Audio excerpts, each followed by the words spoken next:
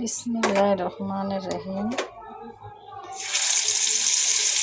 আজকে রান্না করব ইলিশ মাছ দিয়ে, বেগুন দিয়ে আর টমেটোর চাটনি।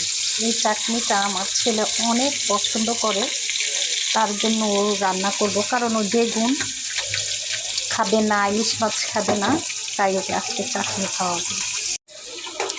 এই যে পেঁয়াজ, কাঁচামরিচ, এই যে আমি এখানে 10-12টা টমেটো নিয়েছি টমেটোর চাটনি বানানোর জন্য। বেশি টমেটো নিয়েছি, একটু টক টক লাগে তাই। এই যে পেঁয়াজটা লাল হয়ে গেছে, এখন আমি হলুদ দিব একটুখানি,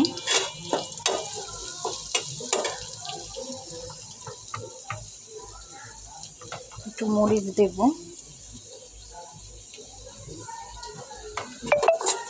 এই চাটনিটা অনেক মজা লাগে ভাত দিয়ে খেতে।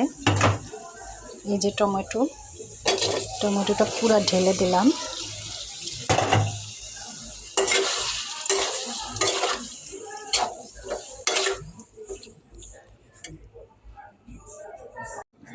এই যে চাটনি দেখছেন হয়ে গেছে, মজা হয়েছে অনেক।